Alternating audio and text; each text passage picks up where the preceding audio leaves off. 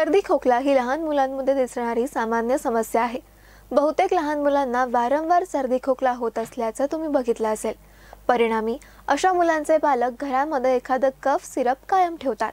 मात्र हेच cough syrup जीव घेणं ठरलं तर आफ्रिका खंडातील गांबिया या देशामध्ये अशी घटना घडल्याचा दावा करण्यात आला।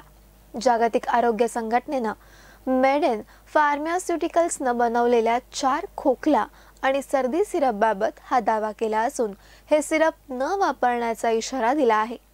जागतिक आरोग्य संघटनेने भारतात बनवल्या जाणाऱ्या कफ सिरपवरून एक महत्त्वाचा अलर्ट जारी केलाय। कफ सिरपमध्ये असलेल्या काही घटकांचं प्रमाण हे लहान मुलांसाठी घातक ठरत असल्याचं दिसून आलंय। भारतातील मेडेन फार्मास्युटिकल्स लिमिटेड या कंपनीकडून बनवण्यात आलेल्या सर्दी खोकला आणि तापावरील सिरपवरून हा अलर्ट जारी करण्यात आला। धक्कादायक बाब म्हणजे आतापर्यंत 66 कोवळ्या जीवांच्या मृत्यूला हे कफ सिरप कारणीभूत ठरल्याचा संशयही व्यक्त केला जातोय। त्यानंतर पुढील तपास करण्यासाठी अलर्ट जारी करत सगळ्यांना सतर्क करण्यात आलाय।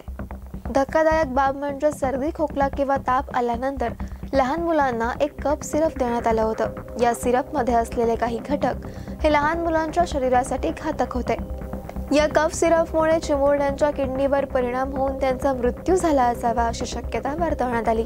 WHO ने त्यांच्या वैद्यकीय उत्पादन अहवालात दिलेल्या माहितीनुसार प्रयोगशाळेच्या चाचण्यांदरम्यान मेडेन फार्मास्युटिकल्सच्या खोकला आणि सर्दी सिरपमध्ये डायथिलीन ग्लायकोल आणि इथिलीन ग्लायकोलची जास्त मात्रा आढळली, जे धोकादायक आहे। यासोबतच WHO ने अहवालात या उत्पादनाबाबत लोकांना अलर्ट जारी केलाय।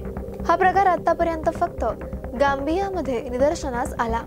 अशीच औषधं इतर देशांमध्येही वितरित केली गेल्याची शक्यता आहे। या प्रकरणाबाबत WHOचे महासंचालक टेड्रोस अधानोम घेब्रेयेसस यांनी सांगितलं की या 4 औषधांमध्ये मेडेन फार्मास्युटिकल लिमिटेडनं भारतात बनवलेल्या खोकला आणि सर्दी सिरपचा समावेश आहे। या रिपोर्टनुसार बुधवारी या औषधांबाबत आणि त्यामुळे होणाऱ्या दुष्परिणामांबद्दल इशारा जारी केला। ज्या 4 सिरपबाबत इशारा दिला आहे त्यात promethazine oral solution, Macof baby cough syrup आणि मॅग्रिप एन कोल्ड सिरपचा समावेश आहे। आरोग्य संघटनेनं सांगितलं की या औषधांमध्ये ज्या पदार्थांचा वापर केला गेला ती विषारी आणि धोकादायक ठरू शकतात। या औषधांच्या सेवनामुळे पोटात दुखणे, उलटी, मूत्रपिंडाचा आजार, डोकेदुखी याचा त्रास होऊ शकतो।